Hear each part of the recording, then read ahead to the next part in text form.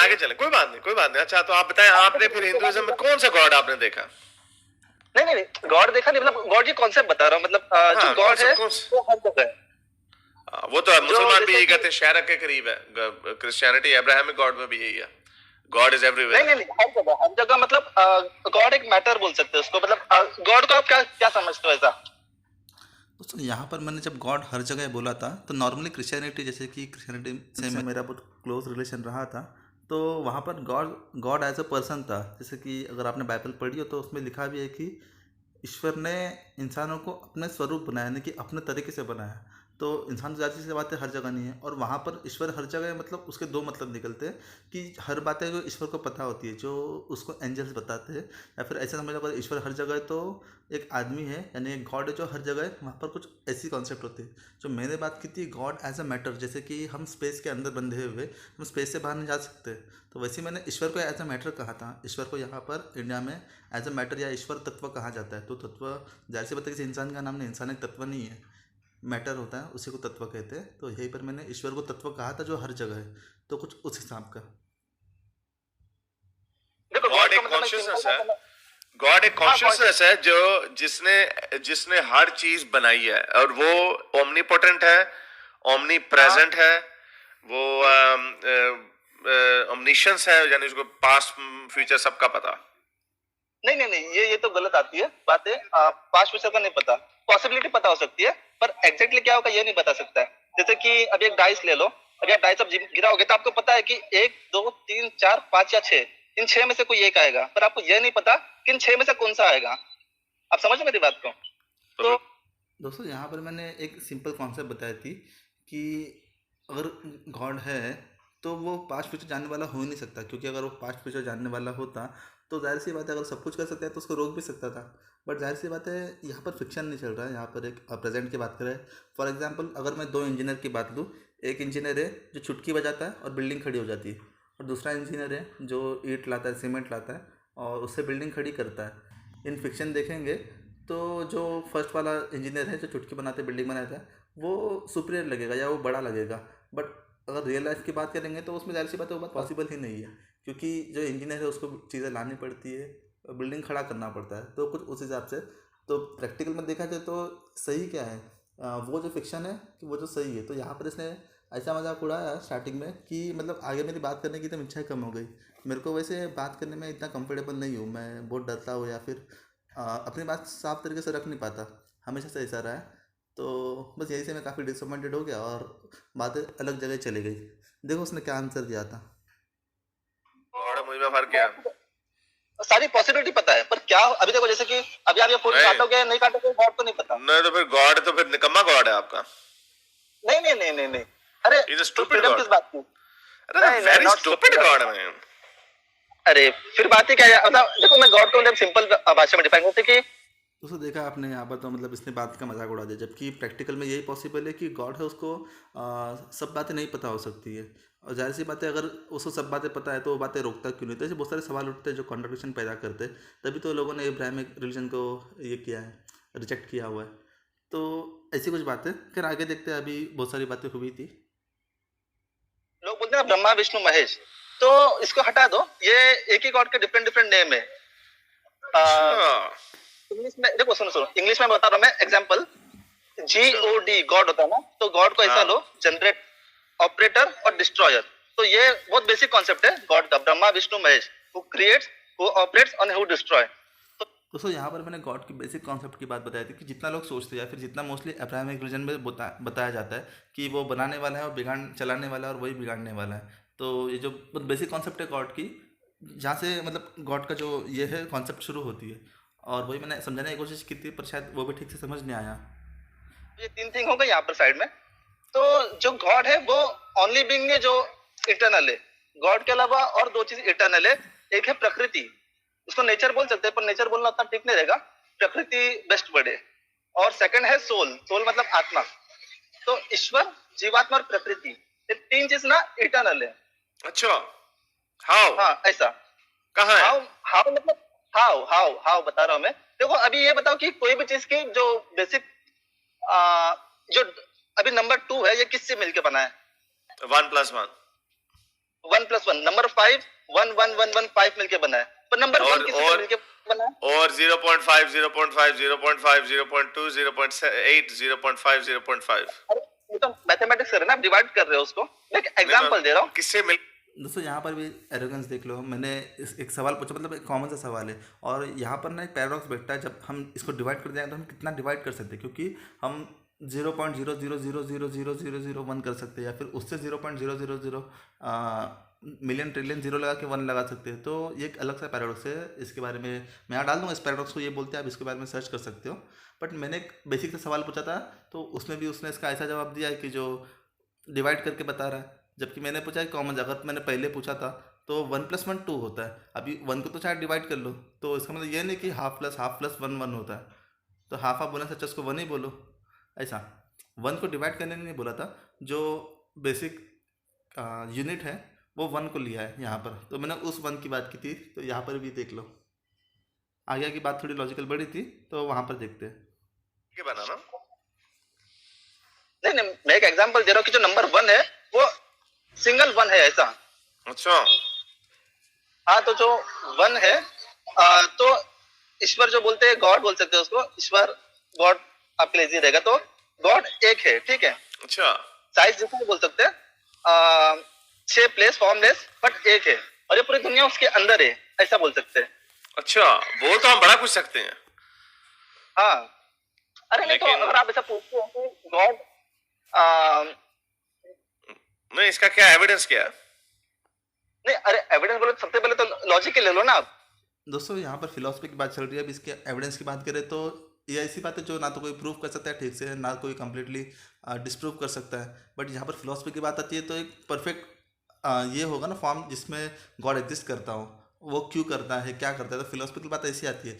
अभी ये लोग घुमा फिरा के एविडेंस पे आ जाते हैं, और एविडेंस की बात है दोस्तों, हर किसी का अपना अपना एक्सपीरियंस होता है। ऐसे मुझे तो कोई मतलब आज तक कोई डिवाइन एक्सपीरियंस हुआ नहीं, बट देखा जाए तो मेरे एथिज्म छोड़ने का मेन रीज़न गॉड नहीं था, बल्कि आत्मा थी, यानी कि मैं खुद। यानी कि जब अपने आप को जानेंगे, गॉड तो बहुत दूर की चीज़ है, गॉड के होने नहीं होने से कोई फ़र्क नहीं पड़ता। मेन तो मेरा जो वजूद है उसकी वजह से एथिज्म के जो दायरे बैठते हैं उस पर मैं फिट नहीं बैठता हूँ, तो मैंने अपने आप को उससे अलग कर दिया। अगर आप पूछते हो कि गॉड किससे मिलके बना, तो ऐसा बोल सकते हैं गॉड किससे मिलके नहीं बना, नहीं, क्योंकि लॉजिक God तो नहीं, हाँ, लॉजिक में तो देखें, जब लॉजिक में तो फिर लॉजिक तो फिर वही कॉन्सेप्ट आ जाता है ना कि there has to be a first cause. अब आपने तीन चीजें घुसा दी हैं जो इटर्नल है। वो इटर्नल चीजें कहाँ से आई? वो कहाँ से आई इटर्नल चीजें? तीनों चीज इटर्नल है। नहीं नहीं, वो आई कहाँ तीनों से? चीज इटर्नल है। No, अरे यार, but जैसे जो अभी इटर्नल कैसे हो सकती है? दोस्तों अभी साइंस में बहुत सारी चीज़ इटर्नल बोलती है। इवन जो फेमस डायलॉग है कि जो एनर्जी है उसको ना तो बनाया जा सकता है ना तो बिगाड़ा जा सकता है, यानी कि नष्ट किया जा सकता है। तो जाहिर सी बात है जो एनर्जी वो तो इटर्नल हुए। वहाँ पर तो साइंस से कोई नहीं पूछता कि एनर्जी कहाँ से आई, वो एनर्जी कहाँ से आई। वो लोग मतलब साइंस का ये आंसर तो फिलोसफिकल है, मतलब लॉजिकल तो है बट फिलोसफिकल आंसर है, क्योंकि इसका कोई एविडेंस नहीं दे सकता कि एनर्जी क्यों इटर्नल है। वैसी कुछ बातें हैं, देखते हैं आगे। यहाँ पर से बात थोड़ी लॉजिकल बननी शुरू हुई थी, पर वही ले दे के आखिर में जो उतने में उलझ के रह गए। अरे इटर्नल क्योंकि ये टाइम के साइकिल से बाहर है। नहीं, अच्छा, नहीं तो टाइम के साइकिल से जो चीजें बाहर है। एक सेकंड। अच्छा, एक सेकंड, आपने काफी बोल लिया, मैंने सुन लिया आपका ये। देखें, इसीलिए हम जब हमें लोग कहते हैं ना यार हिंदुइज्म की आपने वो किताबें नहीं पढ़ी, आपने महाभारत वगैरह नहीं पढ़ी, इसीलिए आई एम कॉन्फिडेंट कि चाहे हिंदुइज्म हो या जो मर्जी हो, जो ये आपके जो ये जो ओरिजिनल क्लेम जो है ना, ओरिजिनल क्लेम जो है, जो बेस है, उसके ऊपर वो जो यूनिवर्सल आर्गुमेंट्स है ये उनके सामने नहीं टिकते। आपने कहा टाइम से बाहर है, टाइम से। दोस्तों यहाँ पर मैंने महाभारत की बात तो की ही नहीं थी, और दूसरी बात मैंने टाइम से बाहर नहीं कहा था, मैंने कहा था कि टाइम के साइकिल से बाहर है। दोस्तों टाइम से बाहर होना और टाइम के साइकिल से बाहर होना इसका मतलब अलग होता है। जैसे फॉर एग्जांपल ये फ़ोटो ले लो, इसमें जो आदमी खड़ा है इसको यहीं पे खड़े रहने के लिए हज़ारों साल लाखों साल, मतलब इसको यहाँ से यहीं पर खड़े रहने के लिए कोई टाइम नहीं चाहिए, बट इसको यहाँ से आगे जाने के लिए टाइम लगेगा। तो टाइम कब मैटर करते हैं? जब अगर कोई भी चीज़ अपने जो प्राकृतिक फर्स्ट शेप में है या फर्स्ट फॉर्म में है तो उसको टाइम की ज़रूरत नहीं होती है। जब उसमें चेंजेस लाने होते हैं तब टाइम की ज़रूरत होती है। और जो टाइम है उसमें खाली प्रकृति बनती है, ना कि ईश्वर और आत्मा, क्योंकि ईश्वर हमेशा कांस्टेंट है और आत्मा भी हमेशा कांस्टेंट है। और ईश्वर और आत्मा दोनों प्रकृति में छेड़छाड़ कर सकते हैं। तो जो छेड़छाड़ है वो हमें टाइम के जरिए दिखाई देता है, यानी कि ये आदमी यहाँ से अगर यहाँ गया तो यहाँ पर टाइम लगा, वरना अगर आदमी यहाँ पर 100 साल भी खड़े होता तो उसको कोई टाइम नहीं चाहिए था। हाँ, ऐसा बोल सकते कि 100 साल खड़े में टाइम लगेगा, बट अगर उसको इटरनली लेके वो आदमी इटरनली यहाँ ही खड़ा है तो उसको कोई टाइम नहीं चाहिए। बट अगर आदमी को एक स्टेप भी आगे लेना है तो वहाँ पर उसको टाइम चाहिए। तो उसको टाइम से बाहर होना और टाइम के साइकिल से बाहर होना, ये दोनों अलग बात हुई थी। जब ईश्वर तो हमेशा टाइम से बाहर होता है, क्योंकि ईश्वर हमेशा सेम होता है, कांस्टेंट होता है। जब आत्मा शरीर से जुड़ती है तब उसको टाइम की ज़रूरत होती है, क्योंकि वो पैदा होती है, बड़ी होती है, स्कूल जाती है, कॉलेज जाती है, फिर शादी करती है और बूढ़ा होकर मर जाती है। तो इसके लिए उसको टाइम चाहिए। इसमें जो शरीर है उसका साइज़ बड़ा है और उसको टाइम चाहिए। जो आत्मा है उसको टाइम नहीं चाहिए, बट उसको शरीर को कंट्रोल करने टाइम चाहिए। आत्मा जो थी वो हमेशा से उतनी की उतनी थी, मतलब चाहे जो साइज़ पकड़ लो, कोई छोटा बोलता है, कोई बड़ा बोलता है, बट आत्मा की जो फॉर्म है वो हमेशा उतनी की उतनी होती है। जो बढ़ता छोटा होता है वो शरीर होता है। जैसे कि यहाँ पर एक फेमस लाइन है कि आत्मा ना तो मरती है, ना तो कटती है, ना तो जलती है। मतलब आत्मा भी एक इटर्नल बीइंग बताई गई है और ईश्वर तो इटर्नल बीइंग बताई गई है। और जो तीसरी है वो है प्रकृति, जिससे दुनिया बनती है। तो यहाँ पर ये तीन मेन कॉन्सेप्ट है जो एक दूसरे के पूरक है या उसको एक दूसरे को कंप्लीट करते हैं, ऐसा मेरे बोलने का मतलब था। अरे टाइम से बाहर क्यों? टाइम किसके लिए मैटर करता है ये बताओ। टाइम नहीं, हमारे लिए करता है ना, हमारे लिए स्पेस टाइम मैटर करता है ना। तो मैं आपको कह रहा हूँ, आप ये कह रहे हैं वो टाइम से बाहर है, आपको कैसे इस चीज का पता चला टाइम से बाहर है? अरे वो अभी जैसे कि जो आप बिग बैंग को मानते हो, फर्स्ट कॉज जो नथिंग है, सिंगुलरिटी बोलते हो, वो तो किसी चीज से नहीं मिलके बनी है ना। हमें नहीं पता, ऐसे ही हमें नहीं पता, नहीं हमें नहीं पता, हमें वी डोंट नो दैट। अरे फाइनल कोई तो चीज होगी ना जो किसी चीज से नहीं मिलके बनी होगी। ओ नहीं, जरूरी नहीं है दैट। यही तो हम मोमेंट को भी यही कह रहे थे। नहीं ओ भाई, एक सेकंड सुन लो। ओ नहीं, एक सेकंड यार, एक सेकंड सुन लो मुझे। Don't force me to mute you. I want to go step by step and I don't want okay, you know, just moment के साथ मेरा फटा हो गया था, but I hope you try to stay with me. ये जो किसी ना किसी चीज से तो कुछ ना कुछ तो बना होगा ना, तो आप सीधा सीधा कह दो there is a first cause argument.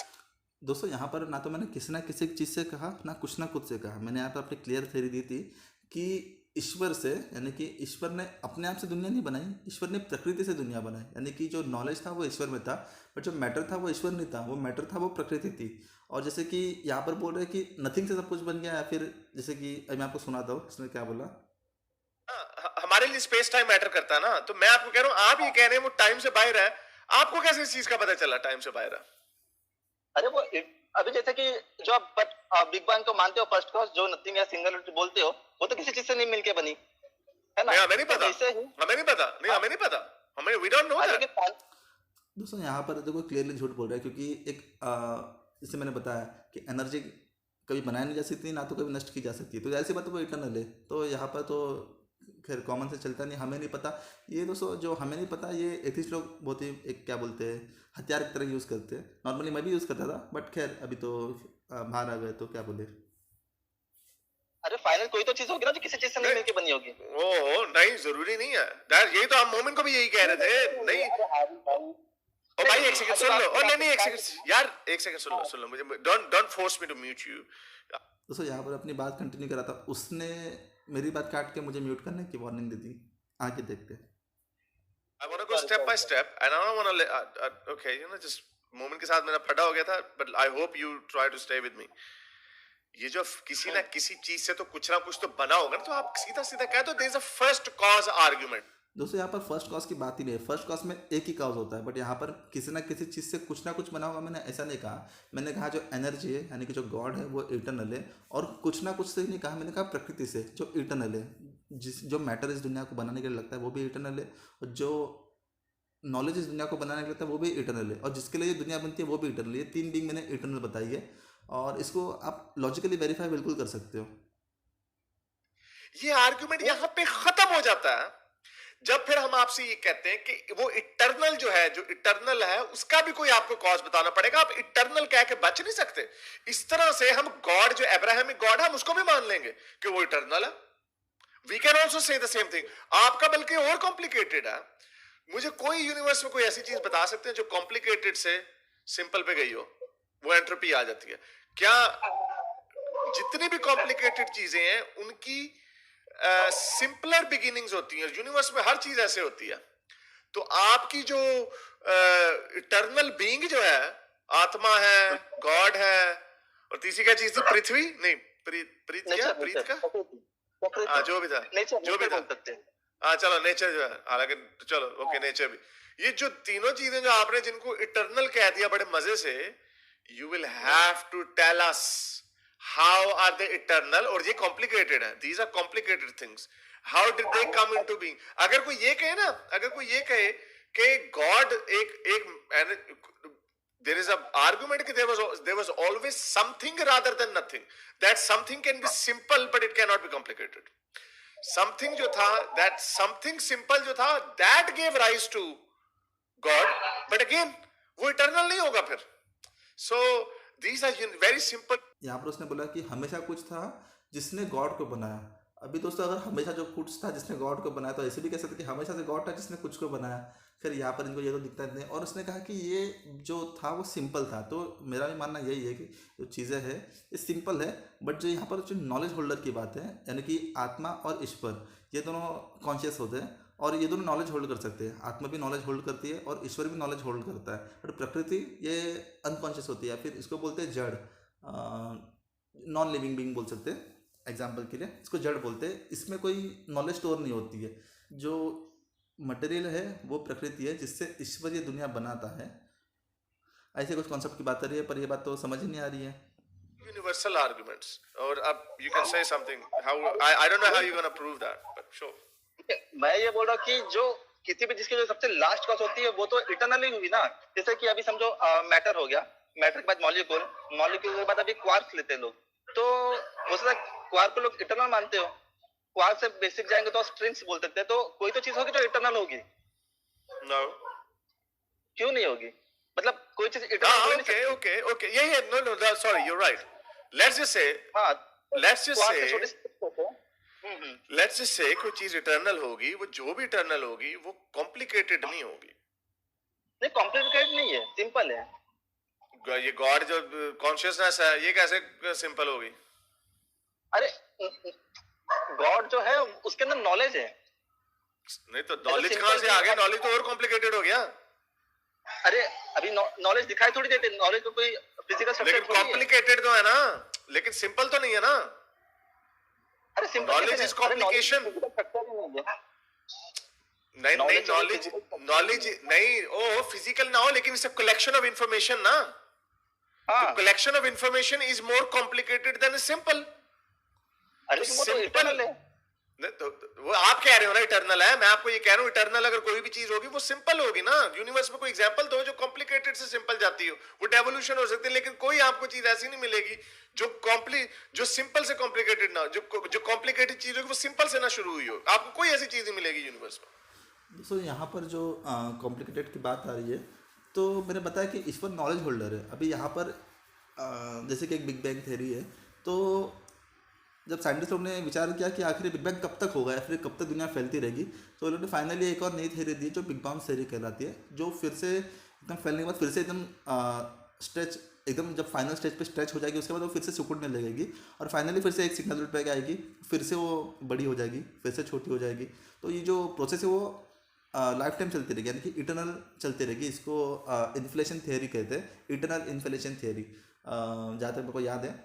तो इसको आप एक बार चेक कर लेना। तो जो बिग बैंग है इसको हमेशा से हो रहा है, मतलब कुछ साइंटिस्ट तो ऐसे ही मानते हैं, तो जाहिर सी बात है ये प्रोसेस भी इटर्नल आ गई। तो इसको भले ही बोल सकते कि इसको सिंगल से राइज मिला, कॉम्प्लिकेटेड, फिर कॉम्प्लिकेटेड से फिर से सिंपल पे आई ना। एक तो एग्जाम्पल ये हो गया। दूसरी बात, अगर ईश्वर में इतनी नॉलेज कहाँ से आई, तो इसके लिए भी हाइपोथेटिकल सिचुएशन है कि ईश्वर ने धीरे धीरे सीख लिया, बट फाइनली ईश्वर आज ऐसे स्टेज पे पहुंच गया है कि जहाँ पर वो दुनिया इतनी परफेक्ट बना सकता है कि इससे ज़्यादा इसमें अपडेट नहीं लाया जा सकता और ना इसे डिग्रेड करने का तो कोई सवाल नहीं उठता। तो ऐसे भी बोला जा सकता है कि ईश्वर को इतना नॉलेज वहाँ से आया कि उसने धीरे धीरे दुनिया बनाई और धीरे धीरे दुनिया सीखी कैसे बनाते, और फाइनली आज इस स्टेज पे दुनिया बनेगी। इसके बाद इसमें कोई अपडेट की ज़रूरत नहीं है ऐसा। तो मतलब लॉजिकली तो कुछ भी आंसर दे सकते हैं। फिर वहाँ तो मैं इसके हिपोक्रेसी से एकदम डर गया था अपनी बात रखने के लिए, क्योंकि दोस्तों एनर्जी का तो बेसिक रूल है वो यही है कि इटर्नल। अभी लोग इटर्नल डायरेक्ट बोलते नहीं है, बट एनर्जी का रूल्स ही इटर्नल है, क्योंकि वो ना तो बनाई जा सकती ना तो बिगाड़ी जा सकती है या नष्ट की जा सकती है। तो जाहिर सी बात वो इटर्नल हुई, और ये बात ये लोग बहुत शार्पली छुपा लेते हैं। So how do you say, let me ask you again, how do you say कि ये चीज इटर्नल है and it has always been there? ये आपके, you know the difference between assertion, यानी आप एक चीज assert कर रहे हैं, and something that is proven. दोस्तों यहाँ पर जब मैंने बताया ईश्वर और जो आत्मा है ये दोनों फिजिकल रूल्स के बाहर आती है, क्योंकि फिजिक्स जो है वो प्रकृति से जुड़ी हुई है, तो जाहिर सी बात है ये फिजिक्स के बाहर आते हैं। और सेकंड थिंग ऐसी है कि एजम्पशन और प्रूवन, तो प्रूवन तो खाली फिजिकल चीज़ हो सकती है, और जाहिर सी बात है वो जो बिग बैंग बोलेंगे तो वो सिंपल से कॉम्प्लिकेटेड हुई है। बट अगेन मैंने वही कहा कि जो प्रकृति है वो सिंपल ही थी, वो आज जाके कॉम्प्लिकेटेड हुई है, वो फिर से सिंपल हो जाएगी। जब प्रलय आएगी तो फिर से सिंपल हो जाएगी, फिर से कॉम्प्लिकेटेड हो जाएगी। तो उसको बनाने वाला है, मैं उसकी बात कर रहा हूँ, ना कि प्रकृति की। प्रकृति हमेशा सिंपल थी और वहाँ से कॉम्प्लिकेटेड हुई है, फिर वहाँ से कॉम्प्लिकेटेड, वहाँ से सिंपल हुई। ये एक इटर्नल प्रोसेस है कि दुनिया बनती है बिगड़ती है, बनती है बिगड़ती है, बनती बिगड़ती है। इवन जो आज की जो मॉडर्न साइंस बोलते हैं कि जो बिग बाउंस की थ्योरी लाई है उन्होंने, जो दुनिया फिर बिग बैंग होगा, फिर बिग क्रंच होगा, फिर बिग बैंग होगा, फिर बिग क्रंच होगा, अब सॉरी बिग बार। तो ये जो थ्योरी आई है ये कम्प्लीटली जो हिंदू आइडियोलॉजी या फिर जो इंडियन, हिंदू तो नहीं बोलूँगा मैं, इंडियन फिलॉसफी है, ये इससे काफ़ी हद तक मेल खाती है। और दोस्तों इंडियन फिलॉसफी ऐसी है कि इसके ऊपर ठीक से काम नहीं हुआ है। जो नॉर्मली जो बाहर के लोग थे वो लोग ने जो अपने यहाँ की फिलॉसफी है वहाँ के सबको गॉड को रिजेक्ट करके अपनी नई थ्योरी बनाई बिग बैंग के लेके। बट अगर उन लोग ने हिंदू फिलॉसफी को ठीक से समझा होता तो आई थिंक ये लोग समझते हैं कि हो सकता है कि एक पॉसिबिलिटी ऐसी ही बनती है कि जहाँ पर कोई भी गॉड है जो अपनी मर्जी से कुछ नहीं करता, उसका मन किया तो उसने दुनिया बना दी, उसका मन किया तो उसने शैतान को बना दी। ऐसा यहाँ पर कुछ नहीं होता, हर चीज़ का एक लॉजिकल रीजन है। बस सामने वाला अगर बंदा इतना एरोगेंस लेके बैठा हो तो आंसर क्या दे सकते हैं? You know the difference? अब इसके बाद तो फिलोसफी की बात आ जाती है, क्योंकि जहाँ पर फिजिक्स हमें वहाँ तो फिलोसफी ले लेंगे। नहीं, आप assert कर रहे हैं। नहीं, लेकिन फिलॉसफी भी, सारी philosophy also find sound logic. Logic भी तो साउंड होनी चाहिए ना। आप ये जब फंस जाते हैं इस पे, ये नहीं, साउंड नहीं है कि इटर्नल है। ये आपने असर्ट कर दिया है प्रॉब्लम को सॉल्व करने के लिए, आपने कह दिया ये इटर्नल है। आपने इस प्रॉब्लम से निकलना है। मैं क्या करूं, मुझसे अगला ये बंदा पूछेगा कि यार how did he where did that come from, I will just say it's eternal. ये तो कोई सोल्यूशन ना हुआ। मैं आपको कहूं बिग बैंग के लिए जो मैटर था, मैं आपको कहूं कि बिग बैंग के लिए जो मैटर या स्पेस जो था वो इटर्नल था। It happened. हाँ तो वो तो बोलते ही हो, वो तो सारे ये बोलते हैं कि जो फर्स्ट एनर्जी थी वो इटर्नल थी। नहीं, नो, इतनी एरोगेंस नहीं हम में। ये कुत्ते पीछे भौंक रहे, थोड़ी क्वाइट जगह पे आ जाओ। हम इतनी एरोगेंस नहीं। तो हम ये कह सकते हैं कि जिस तवानाई से कायनात बनी है वो एनर्जी, वो तवानाई तो हमेशा से। There are scientists who say we actually don't know. Science के लॉजिक से एनर्जी जो है इटर्नल है। अभी एनर्जी कैसे बनती है, क्या बनती है, इसका तो कोई आंसर नहीं। तो एनर्जी को साइंस ने तो इटर्नली लिया हुआ है। और रही बात इसकी कि इतनी एरोगेंस की, तो आज से कुछ साल पहले की ये बात है। अब ये सुन लो और खुद ही देख लो कि एरोगेंस किस में है और कौन अपनी बातों से मुकर रहा है और कौन झूठ बोल रहा है, कौन हिपोक्रेट है। इतना हिपोक्रेसी दोस्तों, जब मैं चैट कर रहा था हारिस भाई से, तब मैं हिपोक्रेसी देख के एकदम शॉक हुआ कि हर बात का मतलब अपनी बात को सही साबित करने के लिए इसने इतने सारे झूठ बोले अपने वीडियो में, इतने सारे झूठ बोले कि क्या बोलो, हर बात पे ही झूठ बोला है। बस खाली अपने आप को सही साबित करने के लिए बहुत सारे झूठ बोले। This is one of the possibilities, but that we actually don't know that. हम assert नहीं कर सकते। हम philosophy में you look at all the possibilities that you can conceive. तो ये पॉसिबिलिटी, मैं आपकी तीन चीजों को, आपकी तीन इटर्नल को क्यों मानूं? मैं मदर मैरी के गॉड को क्यों ना मान लूं? जी, बात कर। Actually don't know that. This is one of the possibilities, but that we actually don't know that. हम assert। दोस्तों मैंने बताया जैसे कि जो नास्तिकों का एक एथिस्ट का एक बहुत बड़ा हथियार होता है कि वी डोंट नो बोलना, जिससे सदगुरु भी, आपने पता होगा सदगुरु, इनका भी एक फेमस डायलॉग है कि वी डोंट नो बोलना एक पॉसिबिलिटी को बढ़ावा देता है। बट दोस्तों यहाँ पर ओनली टू पॉसिबिलिटी बनती है, if there is something is eternal, if there is nothing is eternal.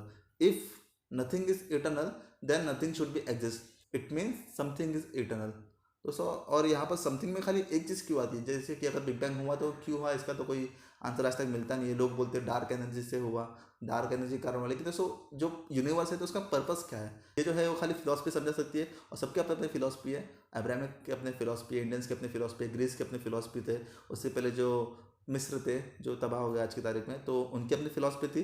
But हमें ये देखना पड़ेगा कि कौन सी फिलॉसफी लॉजिकल बैठती है हर जगह पे, हर तरीके से। नहीं कर सकते हम फिलॉसफी में, you look at all the possibilities that you can conceive. तो ये पॉसिबिलिटी, मैं आपकी तीन चीजों को, आपकी तीन इटर्नल को क्यों मानूं? मैं मदर मैरी के गॉड को क्यों ना मान लूं? जी, बात कर रहे हो यार आप। दोस्तों मानने में किसी ने मना किया है, मान तो कोई भी सकता है, लेकिन कोई तो बात नहीं, जैसे रिजेक्ट कर लिया तो उसी को मान लो भैया, छोड़ क्यों दिया। तो दोस्तों यहाँ पर उसने मदर मेरी की बात की, तो मानने की बात है, ज़ाहिर सी बात है, उसमें उसको कुछ कमी दिखाई दी थी तभी तो उसने नहीं माना ना, और मेरे को भी कुछ कमी दिखाई थी तभी तो मैंने उसको नहीं माना, या फिर उस आइडियोलॉजी को अडॉप्ट नहीं किया, उसको रिजेक्ट किया, ऐसा बोल सकते हैं। और जिसमें कुछ सही लगा उसको मैंने अडॉप्ट किया। और मुझे फाइनली अगर इसमें भी कोई प्रॉब्लम दिखेगी तो आई एम फ्री, मतलब मैं इतना आज़ाद हूँ कि मैं अपने दिमाग पे सिर्फ ताले नहीं लगा के रखे कि मेरे को किसी की बात नहीं सुननी है, एरोगेंस में अपने जवाब दे देने और झूठ बोलना है। इवन दोस्तों मैंने आपको दिखाया इतनी सारी हिपोक्रेसी इस वीडियो में, से कितने सारे झूठ बोले। मैं जो बता रहा हूँ, अरे कोई चीज की जो फाइनल स्टेट होगी वो तो इतना होगी ना होगी। हाँ चलो, वो गॉड है, वो अल्लाह मियां है। नो, लेट्स जस्ट से वो अल्लाह मियां है। दोस्तों मैंने गॉड की फॉर्म जो बताई थी वो लगता है ठीक से समझ नहीं आया। दोस्तों नाम तो हम कुछ भी दे सकते हैं, जैसे कि अल्लाह नाम दे दो, गॉड नाम दे दो, ईश्वर नाम दे दो, या फिर और भी बहुत सारे नाम है, ब्रह्म नाम दे दो। तो नाम तो कुछ भी दे सकते हैं, लेकिन जो मेन मैं कॉन्सेप्ट की बात कर रहा था, मैं उसकी बात कर रहा था। फिर यहाँ पे देखो इसने एक अजीब सा आंसर दिया जिसका कोई तुक नहीं बनता है, फिर जिसका लॉजिक से तो दूर से तो कोई रिश्ता नहीं है। खैर उसको अगर अल्लाह में या मानना है तो फिर मानो, जैसे मर्जी है। मैंने उसको नाम को नहीं बताया, मैंने उसके कॉन्सेप्ट को बताया, और वो कॉन्सेप्ट को मैंने बस इंडियन वर्ड यूज़ किए। उसको चाहे तो मैं गॉड बोल सकता था, पर सेम चीज़ अगर मैं इंग्लिश में किसी से बात करूँगा तो मैं उसको ईश्वर थोड़ी बोल सकता हूँ, मैं उसको गॉड बोल सकता हूँ। अगर किसी को मैं अरबी में समझाऊंगा तो मैं उसको अल्लाह बोल सकता हूँ। मतलब नाम से मैटर नहीं करता ना, मेन तो जो उसकी प्रॉपर्टीज या जो उसके कॉन्सेप्ट है मैं उसकी बात कर रहा हूँ philosophically. By the way, quarks are not eternal; they are annihilated and created regularly. Yes. So, उसके बाद वो स्ट्रिंग से दोस्तों यहाँ पर मैंने, अगर आप देखोगे वीडियो पीछे करके, कि मैंने बस साफ साफ स्ट्रिंग का नाम लिया था। कि कुछ लोग मानते हैं कि क्वार्क्स इटर्नल है और कुछ लोग मानते हैं कि स्ट्रिंग्स इटर्नल है, और यानी कि फंडामेंटल मैटर है दुनिया को बनने का। और जो क्वार्क्स बनते हैं तो क्वार्क्स अकेले नहीं बनते, क्वार्क के साथ एंटी क्वार्क्स भी बनते हैं, और उसी के बदले जो है वो इनहेरेट होते हैं, यानी कि वो नष्ट होते हैं। मैंने एक पॉसिबिलिटी बताई थी कि लोग हो सकता है उसको फंडामेंटल मानते हो। मैंने बताया कि फंडामेंटल जो पार्टिकल है पूरी दुनिया के बनने का वो प्रकृति थी, ना कि मैंने ये कहा कि क्वार्क इटर्नल है। कुछ लोग मानते हैं, मैंने उसके आगे अगर आप सुनोगे तो मैंने साफ साफ स्ट्रिंग के बारे में जिक्र किया था कि कुछ लोग क्वार्क को इटर्नल बोलते हैं या फंडामेंटल बोलते हैं, और कुछ लोग स्ट्रिंग्स को इटर्नल बोलते हैं, फंडामेंटल बोलते हैं, जो हमेशा बनते रहती है। तो जाहिर सी बात है, मैंने ये नहीं कहा कि वो इटर्नल है। मैंने, अगर आप वीडियो को रिवाइंड करके सुनोगे तो मैंने स्ट्रेंथ का स्पेशली नाम दिया था कि मतलब एक स्टेज आती है जब उसके बाद उसको स्ट्रेच नहीं किया जा सकता, फिर उसके बाद उसको तोड़ा नहीं जा सकता, उसको मैंने प्रकृति नाम दिया था। अगर यहाँ पर तो बात इतनी हो रही है कि इसको डिफरेंस नहीं समझ में आया कि प्रकृति क्या और ईश्वर क्या है। बनते हैं, तो मतलब कोई भी चीज फाइनल स्टेज होगी तो इटर्नल होगी। yeah, but no, no, no, no, no. अभी तो आप बोले अभी नथिंग में से समथिंग बन मैंने सकता है। कहा ओह नहीं, हाँ ये भी होता है ना, क्वांटम लेवल पे electrons come in and out of existence, out of nothing, ये भी होता है। बट अगेन हम तो इतना आगे जाए नहीं रहे, मैं आपको सिंपल सा फिलोसफी से आपको बता रहा हूँ, वो तो साइंस आ जाती है ना आपको। उसको क्वांटम लेवल की जो बात है, तो वहाँ पर जो चीज़ें है वहाँ पर फिजिकल रूल्स अप्लाई नहीं होते। मतलब जो इस यहाँ की फिजिक्स है, यानी कि जो ग्रेविटी है वो भी यहाँ पर अलग यूज़ होती है, जो क्वांटम लेवल पर ग्रेविटी अलग यूज़ होती है। और जाहिर सी बात है, इसमें अभी बहुत रिसर्च की ज़रूरत है कि वो out of existence, out of nothing नहीं आते दोस्तों। जैसे मैंने समझा है कि कुछ चीज़ें सुपर पोजीशन में होती है, कुछ चीज़ें सुपर स्टेट में होती है, या फिर अगर आउट ऑफ नथिंग आती है तो उसका भी कुछ रीज़न होगा जो हमें पता नहीं चला। जैसे आज से कई साल पहले की बात ले तो लोग सोचते थे कि जो पानी है वो आसमान से डायरेक्ट गिरता है, पर उनको ये नहीं पता कि जो पानी बनता है वो ज़मीन से बनता है, यानी कि जो समंदर से पानी बनता है आसमान से गिरता है। पर लोगों को ये बात पता नहीं थी, तो लोग काफ़ी टाइम से ये सोचते हैं कि पानी डायरेक्ट ऊपर से आता है, किसी भी नई चीज़ से पानी बन जाता है। बट अगेन जब रिसर्च हुई, जब लोगों को पता चला, तो पता चला कि पानी जो धरती पे भाप रखी हुई उसी से पानी बनता है। और क्वांटम लेवल पे अभी बहुत सारे काम होने की ज़रूरत है। और फिलोसफिकल देखें तो एक टाइम ऐसा आएगा जो वो चीज़ कंप्लीट हो जाएगी, उसके बाद उसमें और अपडेटेशन की नहीं ज़रूरत है, तो उसी को ईश्वर कहा जा सकता है। आप ये असर्ट करके भाग नहीं सकते कि भाई बस ये 3 चीजें थी, दे एग्जिस्टेड। उसके बाद आप जब आपने अस्यूम कर लिया है कि दोस 3 थिंग्स एग्जिस्टेड, फिर तो मैं 1,000 सफे लिख दूं, उसके आगे ये हुआ, उसके आगे वो हुआ, उसके आगे ऐसे हुआ होगा, वैसे हुआ। ना ना ना ना, वो 3 चीजें कहां से आई?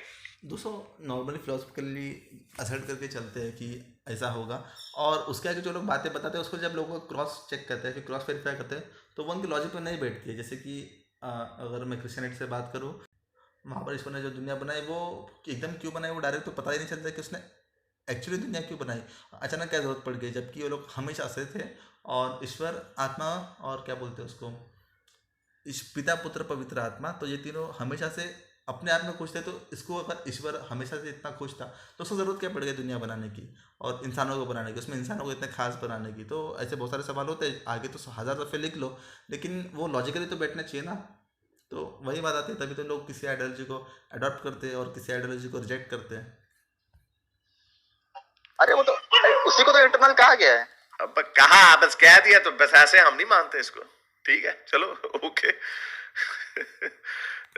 आप वापस आ जाओ एथियज्म में, वापस एक्स एथियस्ट, वापस आ जाओ। ओके चलो, बहुत शुक्रिया। I enjoyed this more than I enjoyed the moment. Thank you. Okay alright.